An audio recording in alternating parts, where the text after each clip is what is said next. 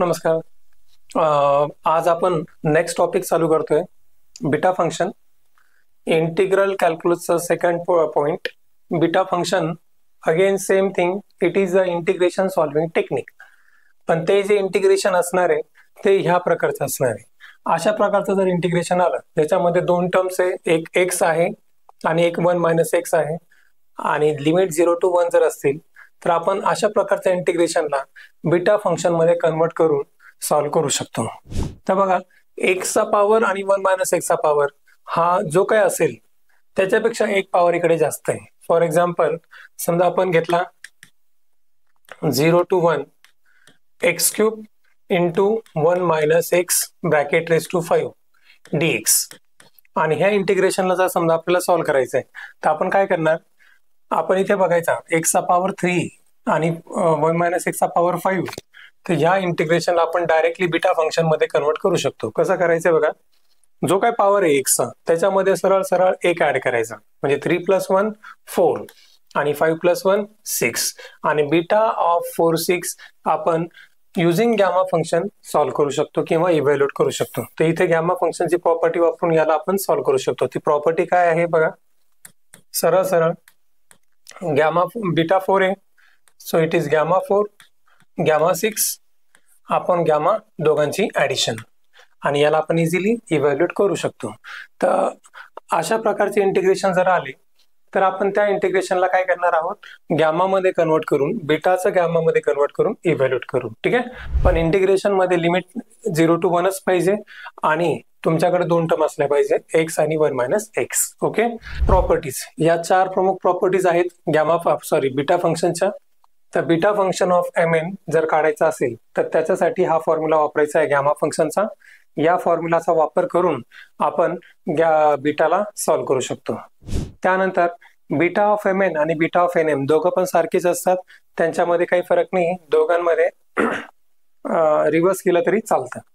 नंतर beta function of mn can be obtain by this integration. म्हणजे समजा एखादं इंटिग्रेशन आहे ज्याच्यामध्ये वरती आहे एक्सची टर्म आणि खाली आहे 1 + एक्सची टर्म आहे, पॉवर काही पण असू दे, पॉवर काही पण असली तरी चालेल, त्याला आपण बीटा फंक्शन मध्ये कन्वर्ट करू शकतो. एक्झाम्पल मध्ये तुम्हाला दाखवून देईल how to convert this into beta. ठीक आहे. आणि शेवटी आहे ट्रिग्नोमेट्रिक टर्म्स मध्ये. समजा तुमच्याकडे दोन टर्म्स आहे, एक आहे साइन आणि एक कोसाइन. तर साइनचा पॉवर आणि कोसाइनचा जो काही पॉवर असेल त्याला आपण ह्या फॉर्म्युलामध्ये पुट करून सॉल्व्ह करू शकतो. फक्त लिमिटचे आपलं इंटिग्रेशनचे लिमिट 0 to π/2 पाहिजे. ठीक आहे. आता पेपरला जे सम येतील most of the time beta फंक्शनवर सम जे येतात ते या थर्ड प्रॉपर्टीवर पडतात किंवा ह्या दोन सबस्टिट्यूशन्सवर पडतात. त्यामध्ये बेसिकली मोस्टली सेकंड सबस्टिट्यूशनचा सुद्धा बऱ्यापैकी वापर होतो. आता हे जे सबस्टिट्यूशन लिहिलंय मी, a plus or minus b to the power n, power काही पण असू द्या, 2 3 4 वॉट एव्हर. तर आपण अशा प्रकारची जर टर्म आली तर त्या टर्मला आपण पुट करणार b = first term into t. Okay. आणि पहिलं सबस्टिट्यूशन आहे, समजा इंटिग्रेशन तुम्हाला अशा प्रकारचं सॉल्व्ह करायचंय ज्याच्यामध्ये दोन टर्म दिले आहे, x - a आणि b - x. ऑब्झर्व करा, x - a where a is the lower limit, म्हणजे लोअर लिमिट जर तुमचं a आहे आणि इकडे अप्पर लिमिट b आहे तर त्या प्रकारच्या इंटिग्रेशनला सॉल्व्ह करण्यासाठी आपण पुट करणार x - a = upper limit minus lower limit into t. म्हणजे फर्स्ट टर्म जी काय असेल x - a त्या टर्मला आपण पुट करणार upper minus lower into t. Okay. आणि ओळखणं फार सोपं आहे. इथे लक्षात ठेवायचं की इथे तुमच्याकडं x मायनस लोअर लिमिट आणि इकडे अप्पर लिमिट मायनस एक्स, ह्या दोन टर्म जर दिसल्या समजायचं तुम्हाला सबस्टिट्यूशन नंबर 1 वापरायचे. ठीक आहे. एक्झाम्पल बघू. बघा, आता ह्या एक्झाम्पल मध्ये तुम्हाला दिसतंय की x - 2 आणि 5 - x या दोन टर्म आहे. तर हा टाईप ओळखायचा फार सोपा आहे. याच्यामध्ये जनरली काय होतं, x मायनस जे काय असेल that is the lower limit, आणि सेकंड टर्म मध्ये अप्पर लिमिट पासून स्टार्ट होणार. अप्पर लिमिट असेल तुमचं 5 - x. तर तुम्हाला इकडे लोअर आणि इकडे अप्पर लिमिट दिसलं, समजायचं it is a substitution number 1. पहिल्या प्रकारचं सबस्टिट्यूशन आहे बघा. याच्यामध्ये सांगितलंय पहिली टर्म जे असेल एक्स मायनस ए त्याला पुट करणार आपण b minus a into t. तर इथे आपलं पुटिंग असणार आहे x minus two. Okay, put x minus two equals to upper limit minus lower limit into t. Okay, हे केलं आपण पुटिंग. पुट केल्यानंतर इथे सुद्धा तेच करायचे जसं आपण गॅमा फंक्शन मध्ये करतो. इथे सुद्धा आपण पहिल्यांदा एक्सची व्हॅल्यू फाइंड आउट करून घ्या आणि मग डिफरन्शिएट करा. ठीक आहे. सो एक्सची व्हॅल्यू येईल आपली x minus two equals to 5 minus 2 3t. मग एक्सची व्हॅल्यू मिळणार 3t plus 2. After getting the value of x differentiate with respect to t. Now differentiation derivative of x सगळ्यांना माहिती dx by dt. ओके, त्यानंतर 3t चं derivative आहे 3 आणि 2 चं 0. आता इकडे 3t चं 3 2 चं 0 केल्यानंतर dt ला जर राईट साइडला पाठवलं आपण तर या ठिकाणी आपल्याला मिळेल dx equals to 3 dt. Okay, तर अशा प्रकारे आपल्याला डिफरन्शिएट केल्यानंतर टर्म मिळणार आहे dx ची टर्म. ओके, आता dx ची टर्म मिळाल्यानंतर पुढचा पार्ट सुद्धा तोच आहे जसा गॅमा फंक्शन मध्ये आपण केलं, changing the limits. Limit change करू आपण.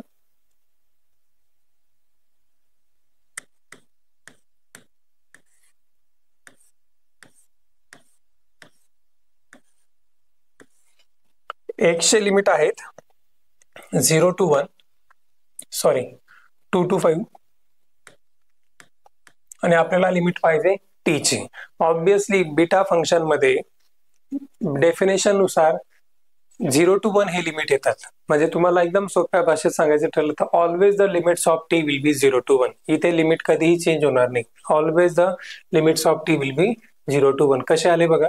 समजा x इक्वल टू 2 इथे घ्या आणि ह्या इक्वेशन मध्ये पुट करा. इथे जर आपण x इक्वल टू 2 पुट केला तर आपल्याला मिळेल 2 मायनस 2 0. 3t इक्वल्स टू 0 म्हणजेच t ची व्हॅल्यू आली 0.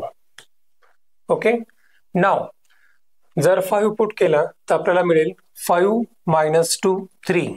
3 इक्वल्स टू 3t. 3 कॅन्सल होईल आणि t ची व्हॅल्यू 1 मिळेल. म्हणजे तुम्हाला कंपल्सरी x चे लिमिट जे काय असतील t चे लिमिट ऑलवेज तुम्हाला 0 to 1 मिळतील या बीटा फंक्शन मध्ये. ओके, लिमिट चेंज केले. आता आपण सॉल्व्ह करूया. I equals to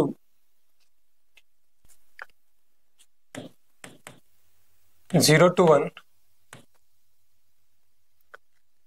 हे झाले नवीन लिमिट.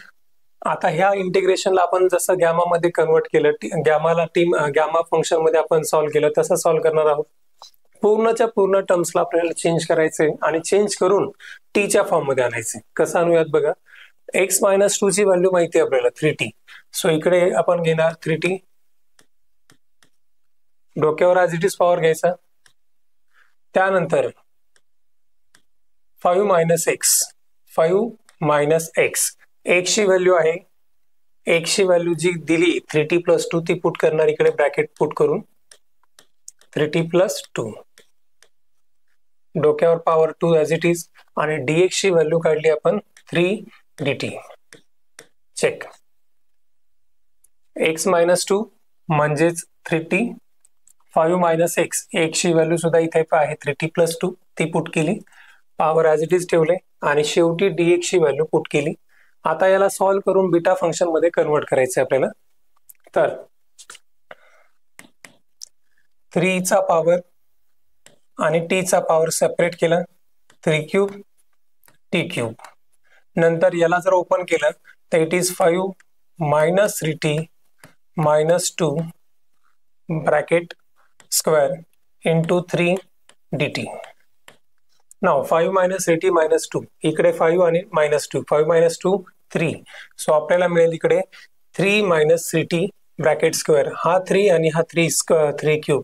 टोटल येणार 3 raise to 4 0 to 1 t cube into 3 minus 3t bracket square into dt. बघा इथे आपण काय केलं, 3³ आणि 3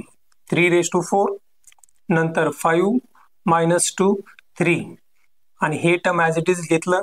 आता इथे जर तुम्ही 3 कॉमन घेतला तर ह्या 3च्या सोबत त्याचा पॉवर सुद्धा बाहेर येईल, म्हणजेच इकडे 3 कॉमन घेतल्यानंतर तर 3च्या सोबत पॉवर पण बाहेर येते. सो पुढच्या स्टेपमध्ये आपण इकडे घेणार 3² बाहेर आणि आतमध्ये असेल 1 - t, कारण 3 कॉमन घेतलाय आपण. ठीक आहे, आणि तो जो 3² आहे तो 3² आणि 3⁴ टोटल होईल 3⁶. Okay,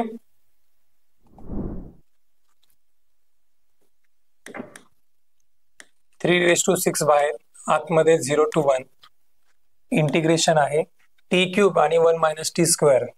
okay, t³ into 1 - t² dt. Observe करा, जे इंटिग्रेशन आलंय ते इंटिग्रेशन तुम्हाला काय डिनोट करतं, बीटा फंक्शन. कारण बीटा फंक्शनची डेफिनेशन आणि हा पार्ट सारखाच आहे बघा. इथे एक्सच्या फॉर्म मध्ये डेफिनेशन लिहिलेली आपण, x⁻⁴ something 1 - x⁻⁴ something dx. आता एक्सच्या फॉर्म मध्ये आणि टीच्या फॉर्म मध्ये काही फरक पडणार नाही, तर याला बीटा फंक्शन ऑफ 2 नंबर आहे ते. तर ते 2 नंबर कोणते, तर सरळ सरळ बघा, टीच्या डोक्यावर जो नंबर आहे त्याच्यामध्ये एक ऍड करा, 4 झाला, आणि 1 - टीच्या डोक्यावर जो नंबर आहे त्याच्यात एक ऍड करा, 3 आला. ठीक आहे, so this represent the beta function of 4,3. Okay, आणि बीटा फंक्शन ऑफ 4,3 कसा सॉल्व्ह करणार आपण, तर त्याला गॅमाचा वापर करून सॉल्व्ह करणार. ठीक आहे, so it is gamma function of 4 gamma of 3 upon addition of 4 3 7. Okay, आला 7. आणि पुढे गॅमाला फॅक्टोरियल फॉर्म मध्ये आपण सॉल्व्ह करू शकतो. So it is 3⁶ into gamma 4 म्हणजेच 3 factorial. Okay, so it is 3 factorial into gamma 3 म्हणजेच 2 फॅक्टोरियल डिवायडेड बाय 7 म्हणजे 6 फॅक्टोरियल. ओके, अँड नाव पुढे जाऊन आपण त्याला सॉल्व्ह करणार. 3⁶ तसाच 3 फॅक्टोरियल आहे. आता 3 फॅक्टोरियल म्हणजे तसाच ठेवूयात आपण, 3 फॅक्टोरियल 2 फॅक्टोरियल, तसेच खाली 6 फॅक्टोरियलला आपण उलट लिहित जाऊ शकतो. 3 6 5 4 इंटू 3 2 1 येणार आहे. ठीक आहे, आता 3 2 1 म्हणजेच काय, तर 3 2 1 म्हणजेच 3 फॅक्टोरियल. ओके, 6 फॅक्टोरियलला रिव्हर्स ऑर्डर मध्ये घेऊन चाललोय आपण 1 पर्यंत, पण 1 पर्यंत जायचं नाहीये, कारण आपण 3 फॅक्टोरियल आणि 3 फॅक्टोरियल कॅन्सल करू शकतो या ठिकाणी. ठीक आहे, नाव 3⁶ 3 factorial cancel, 2 factorial is 2 into 1 divided by 6 5 4 आणि याला आता थोडंफार सिम्प्लिफाय करूयात. ठीक आहे, 2 आणि इकडे 6 किंवा 4, 2 1 जा 2 2 जा, इकडे 2 आला, तर खाली आपल्याला मिळणार आहे 6 5 जा 30 30 2 जा 60, खाली येणार 60 आणि वरती येणार 3⁶. आता 3⁶ जर काढायचं ठरलं तर ते तुम्ही कॅल्सीवर पण काढू शकता, किंवा नाही काढलं तरी तुम्हाला काही फरक पडणार नाही. याला आपण करेक्ट आन्सर म्हणून समजू शकतो. ठीक आहे, जर कॅल्सीवर काढायचं ठरलं तरी तुम्ही काढू शकता ते.